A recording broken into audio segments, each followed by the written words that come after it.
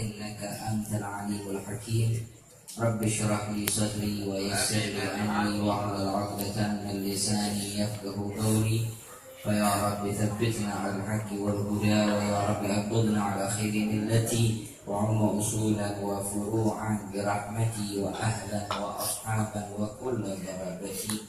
Alhamdulillah, puji syukur kita panjatkan kehadirat Allah Subhanahu wa taala atas limpahan nikmat dan karunia yang telah dianugerahkan kepada kita, sehingga di malam Jumat yang mulia ini Allah Subhanahu wa taala memuliakan kita dengan perkumpulan adanya kita di dalam satu majelis yang insya Allah mendatangkan keberkahan, mendatangkan karunia, mendatangkan keridhaan Allah Subhanahu wa taala.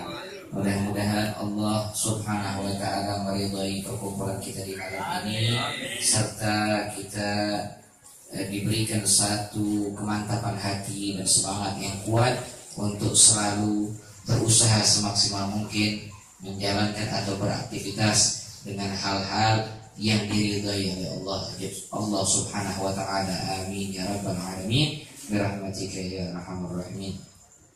Tak lupa pula salawat beriring salam semoga selalu terlimpah curahkan kepada baginda agung Nabi besar Muhammad sallallahu alaihi wasallam beserta para keluarga, para sahabat dan para pengikut beliau hingga hari kiamat. Dan semoga Allah Subhanahu wa taala senantiasa memudahkan bagi kita atau bagi lisan kita untuk selalu bersolawat kepada beliau, dan kita berharap semoga Allah Subhanahu wa taala perkenankan kita mendapatkan syafaat di akhirat kelak dari baginda Nabi Muhammad sallallahu alaihi wasallam. Amin ya rabbal alamin birahmatika ya arhamar rahimin. Ma'asyiral hadirin wal ikhwan rahimakumullah. Melanjutkan daripada pembacaan kitab Ta'rif bis-Sabiqin al-Awwalin, di mana pada perjumpaan sebelumnya kita dikenalkan dengan salah satu sahabat yang pemberani, salah satu sahabat yang begitu semangatnya di dalam mentaati Allah dan mentaati Rasulnya, baik di dalam segala perintah Allah dan Rasulnya ataupun di dalam segala larangan yang dilarang oleh Allah dan Rasulnya. Maka dalam kesemua hal itu, sahabat yang sama-sama kita pelajari atau kita kenal sejarah atau sedikit daripada sejarahnya daripada perjumpaan sebelumnya, yakni Sayyidina Abdullah bin Rawahah. Mudah-mudahan semangat itu masih timbul di dalam hati kita, dan Allah Subhanahu wa taala perbesar lagi untuk kita di malam ini dan seterusnya. Maka di malam ini pun kita kembali melihat atau kembali akan mengenal tentang sosok sahabat Nabi yang pemberani. Sosok sahabat Nabi yang pemberani. Kalau secara umum sahabat Nabi itu gak ada yang pengecut ya. Secara umum tidak ada satupun daripada sahabat-sahabat Nabi yang memiliki sifat pengecut. Maka bisa kita lihat bagaimana pengorbanan mereka baik dengan harta, jiwa, dan raga mereka. Maka termasuk diantaranya sahabat ini yakni Sayyidina Amr bin Al-Jamuh. Sayyidina Amr bin Al-Jamuh radhiyallahu anhu. Amr bin Jamuh dikenal dengan Amr bin Jamuh. Beliau bernama Amr bin Al-Jamuh bin Zaid Al-Khazraji Al-Ansari. Beliau seorang sahabat Ansar yang berupa dari kalangan suku Khazraj. Kalangan Ansar, penduduk Madinah yang berasal dari suku Khazraj.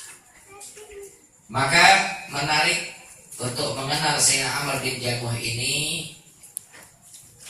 lebih dulu untuk kita ketahui bagaimana kisah keislamannya. Kana Amr bin Jamuh radhiyallahu anhu sayyidan min sadati Bani Salamah wa syarifan min asyrafihim. Ini Amr bin Jamuh radhiyallahu anhu, beliau ini salah satu pembesar, bahkan salah satu pemimpin daripada pemimpin-pemimpin dari kalangan Bani Salamah. Jadi di Ansor ini, di Madinah ini, ya di Madinah itu ada kaum bangsawan. Nah termasuk di antara kaum bangsawan itu adalah Amr bin Jamuh.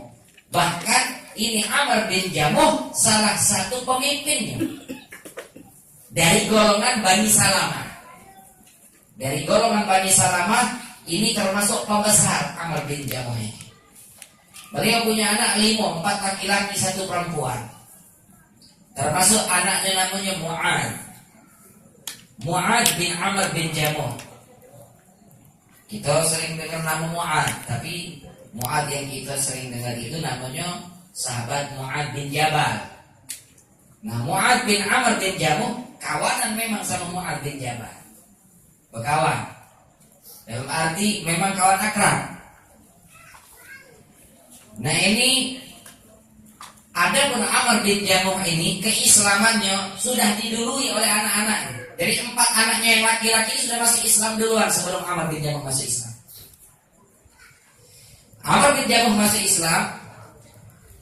Salah satu kisahnya, ceritanya adalah sudah menjadi kebiasaan daripada kalangan-kalangan bangsawan bahwa mereka membuat patung yang sama biasa disembah di tempat umum.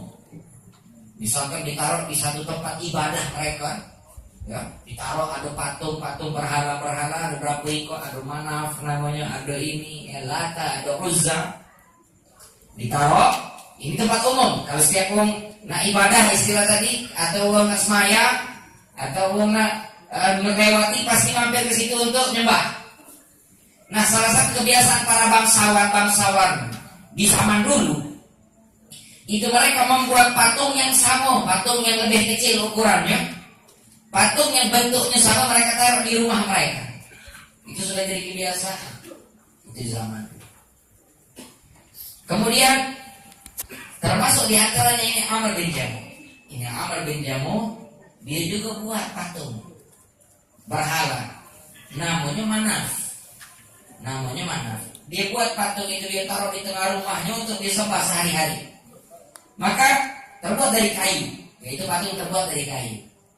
Falamma aslama fatayan Bani Salamah minhum ibnuhu Mu'ad, fakan yadkhuluna ala sanami Amr wa yatrahunahu fi ba'di hufrin Bani Salamah. Jadi ketika sebagaimana kita tahu tadi, beliau ini Amr bin Jamuh punya anak namanya Mu'ad bin Amr. Mu'ad berkawan sama Mu'ad bin Jabal. Nah 2 sekawan ini tadi yang memang sudah duluan masuk Islam, mereka ini istilahnya ngerjain mulai bapaknya, mulai Amr bin Jamuh ini tadi. Jadi itu patung kayu yang disembah sehari-hari, malam hari sama 2 anak ini tadi, 2 sekawan ini dicuri atau dimaling. Itu patung dicuri, kemudian dibuang ke tempat istilahnya kalau kita sekarang suspiteng, ya, dibuang ke spiteng, tempat kotoran. Ketika pagi hari bangun ini Amr bin Jamuh, dia nyari-nyari. Dia cari-cari itu patung atau sesembahan berhala, tidak ketemu. Dia cari sampai akhirnya dia temukan itu patung berada di tempat atau suspiteng, ya, tempat kotoran. Bukan main. Tuhan lebih ada dibuang di situ, marah besar. Tuhan dibuang di suspiteng, bukan main marahnya ini Amr bin Jamuh. Siapa ini? Siapa punya gawe ini? Cuma dia tak tahu siapa yang gawekan ini.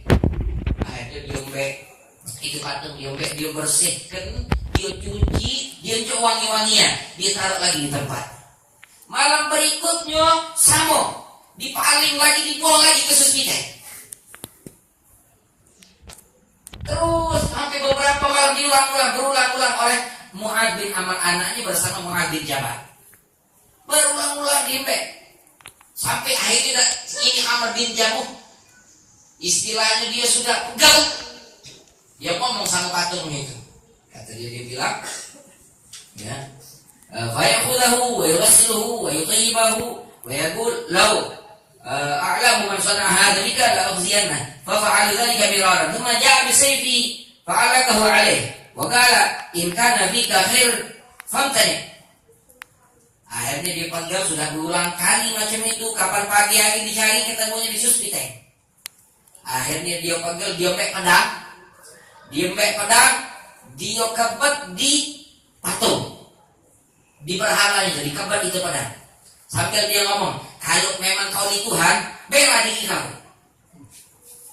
Sampai dia ngomong macam itu. Nah ini pedang, kalau memang kau di Tuhan, bela diri kau. Kau nak dibuang ke Suspiteng, kau lawan.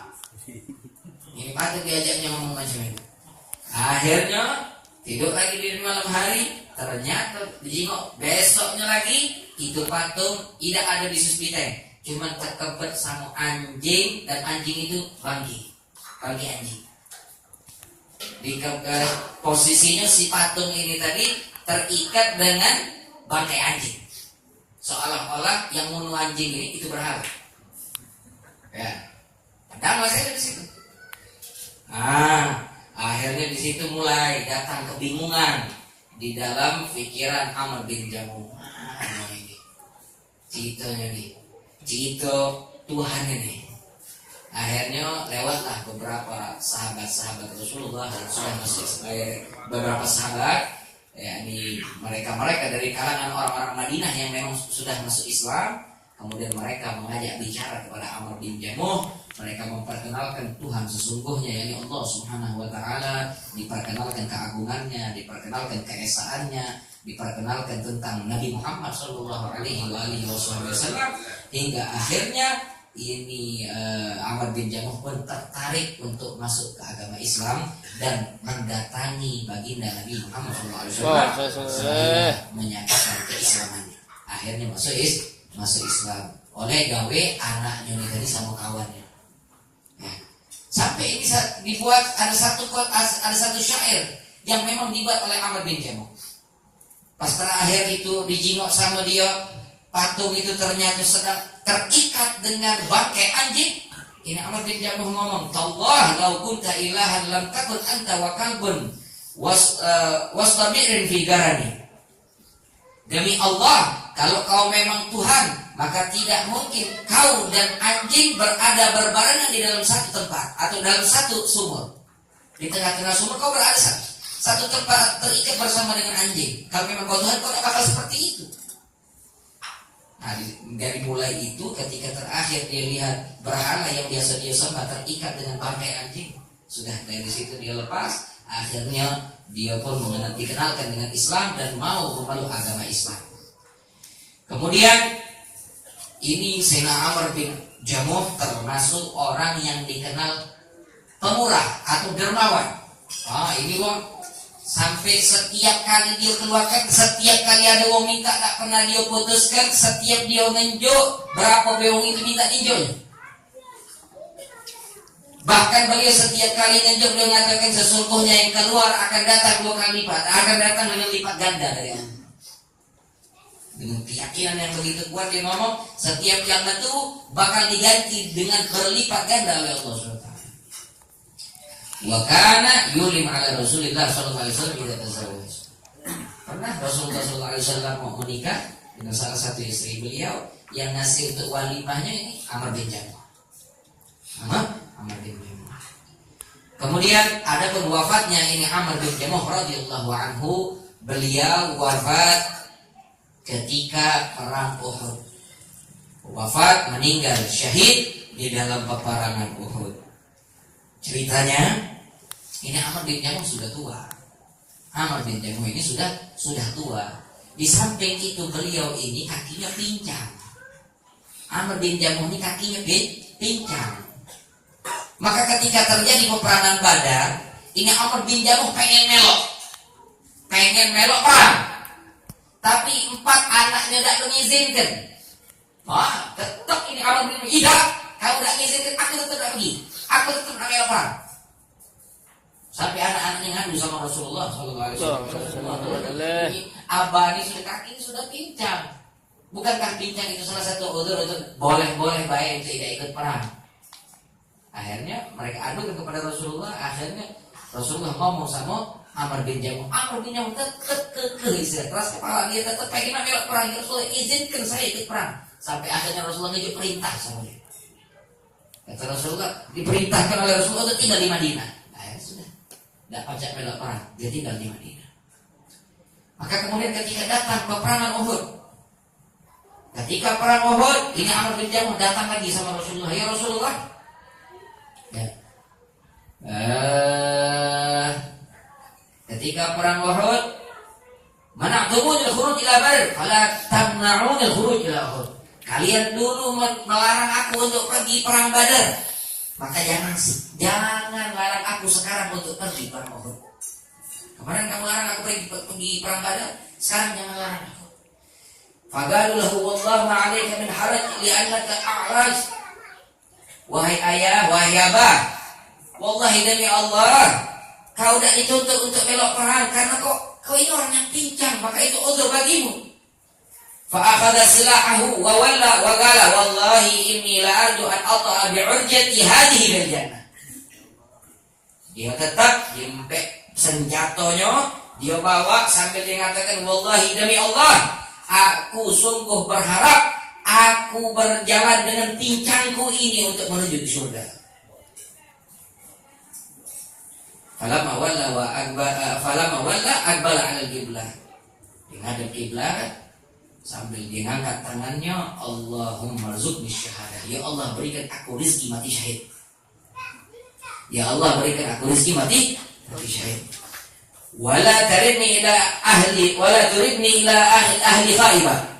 Dan jangan kau kembalikan aku kepada keluargaku dalam keadaan sia-sia. Anda balik hidup sisi lain. Biarlah balik namanya syahid. Jangan kembalikan aku kepada keluargaku dalam keadaan sia-sia. Tsumma ata Rasulullah sallallahu alaihi wasallam yashkuhum. Kemudian ini Amr bin Jamuh mendatangi Rasulullah sallallahu alaihi wasallam dan mengadukan kepada Rasulullah tentang anak-anaknya yang melarang dia untuk ikut perang Uhud. Akhirnya Rasulullah SAW ngomong sama anak-anaknya, "Faqala la 'alaikum alla tamna'u." Tidak, kalian sudah jangan melarang dia lagi. La'allallaha yarzuquhu syahadah. Semoga Allah Subhanahu wa taala memberikan rezeki kepadanya berupa mati syahid. Dapat doa dari Rasulullah. Faqutila radhiyallahu anhu syahidan huwa ibnu Khalid. Dan di saat perang Uhud, wafatlah Amr bin Jamuh dalam keadaan syahid. Beliau wafat dan juga salah satu anaknya yang bernama Khalid. Khalid atau Khilad, salah satu anak Amr bin Jamuh juga wafat dalam perang Uhud. Wadufina, ketika wafat para syuhada Uhud, sebagaimana cerita sebelumnya tentang Rasulullah SAW bersedih hati ketika melihat keadaan syuhada Uhud. Kemudian ketika Rasulullah melihat jenazah daripada Abdullah bin Amr bin Jamuh. Amr bin Jamuh ini Rasulullah SAW mengatakan, kuburkan ini Amr bin Jamuh dengan Abdullah bin Amr bin Haram. Kuburkan ini Amr bin Jamuh dengan Abdullah bin Amr bin Haram. Abdullah bin Amr bin Haram ini bapaknya sahabat Jabir bin Abdullah. Jabir bin Abdullah, bahasa Arab bisa Abdullah, bisa Abdullah, bisa Abdullah. Abdi itu bisa. Ya. Nah, Jabir bin Abdullah, dalam situ dulu kita kenal Jabir bin Abdullah. Ya. Nah, ini Abdullah bin Amr bin Haram. Ini bapaknya Jabir bin Abdullah. Nah, dikuburkan karena Pelitian dan kawan dekat, kawan akrab. Amr bin Jamuh sama Abdullah bin Amr bin Haram ini kawan akrab. Dikuburkan bareng dalam satu kuburan. Ya. Kemudian, wa subhanallah, berlalu tahun demi tahun sampai masa pemerintahan Muawiyah bin Abi Sufyan. Ketika itu Muawiyah bin Abi Sufyan ingin membuat saluran air yang juga melewati daripada tempat para syuhada Uhud, sehingga mereka pun diperintahkan untuk menggali dan memindahkan daripada jenazah atau mayat para syuhada Uhud, termasuk diantaranya Amr bin Jamuh. Ketika dibongkar dan saksinya adalah Jabir bin Abdullah, anaknya Abdullah bin Amr bin Haram, ya, anaknya Abdullah bin Amr bin Haram. Ketika digali itu kuburan, dilihat oleh Jabir bin Abdullah serta para sahabat yang lain juga menyaksikan ini dua orang, Amr bin Jamuh dengan Abdullah bin Amr bin Haram, bagaikan orang yang sedang tidur, macam mau lagi tidur bertahun-tahun, puluhan tahun itu, lebih dari 40 tahun, macam orang yang lagi tidur. Wa subhanallah, dengan senyum yang masih terlihat. Kedua-duanya senyum, seakan ridha dan bangga dengan kematian syahid mereka. Nah, ini salah satu kisah dari sahabat Amr bin Jamuh. Mudah-mudahan Allah Subhanahu wa taala berikan kepada kita keberanian semacam ini, dan Allah Subhanahu wa taala berikan keridhaan, Allah Subhanahu wa taala berikan satu perasaan ridha kepada Allah Subhanahu wa taala, ridha kepada Rasulullah sallallahu alaihi wasallam, dan kita ucapkan radina billahi rabba wa bil islam dinan wa bi muhammadin nabiyya. اللهم اجعل جمعنا هذا جمعا مرحوما وتفرقنا من بعده تفرقا معصوما ولا تجعل فينا ولا منا ولا معنا شيء ولا محروما. صلى الله عليه وسلم والحمد لله رب العالمين.